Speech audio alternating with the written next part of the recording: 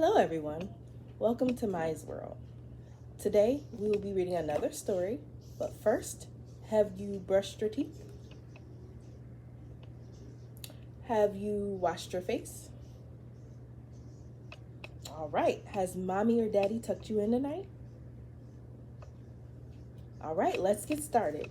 Today, we'll be reading Marley and the Family Band by Cedella Marley.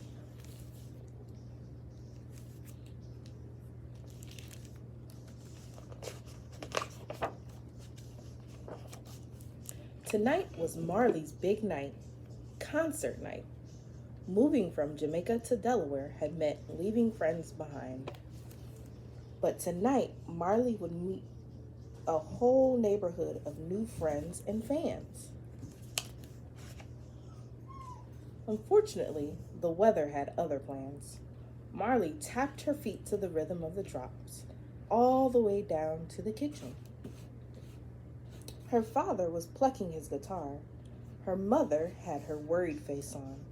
Her sister, Jade, had her bossy face on. "The concert's off," Jade said. "It's a storm." Marley knew all about storms. In Jamaica, hurricanes whipped across the island. "Don't fret," her father sang. "After one time is another."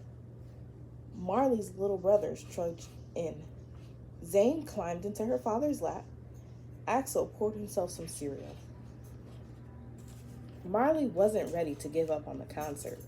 "Where are you going?" her mother asked. "To the park," said Marley. "You can't fix a problem until you look at it up close." Marley was hopeful, but the park was a mess. Marley marched over to the stage. Axel picked his way through the muck.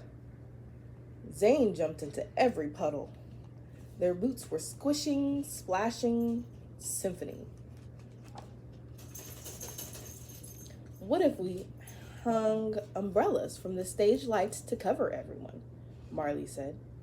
"Who has that many umbrellas?" Axel said. Marley looked back at their neighborhood and smiled. "I know about storms," Marley said. "They make problems. If we help our neighbors with their storm problems, maybe..." At the first house, they introduced themselves to Mr. Harris, and her cat, Kuda,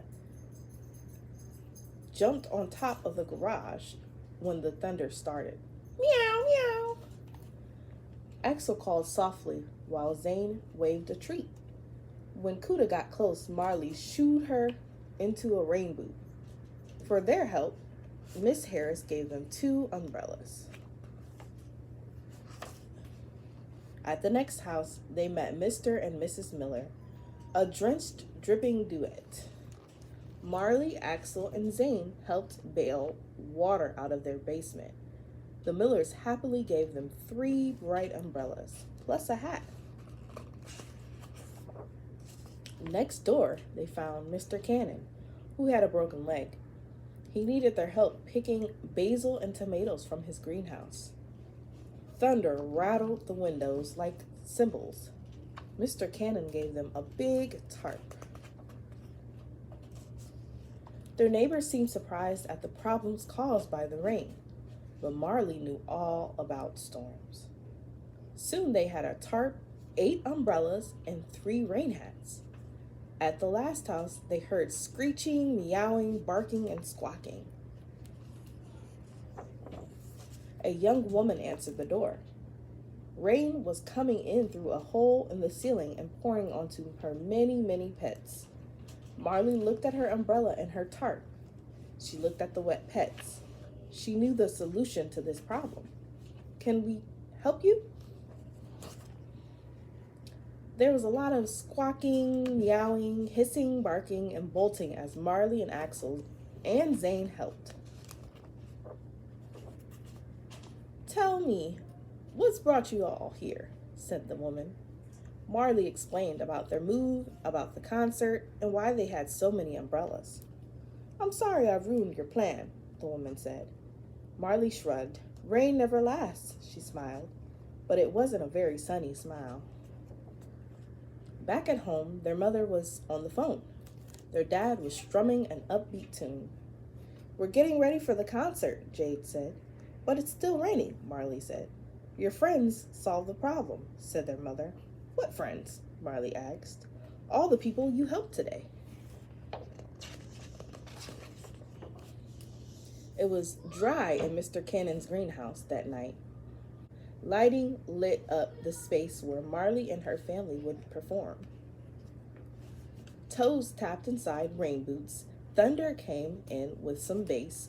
Rain plinked on the glass. The concert jammed. Marley and the family band were a splash. All right, that is the end, friends. I hope to see you in the next video. Bye.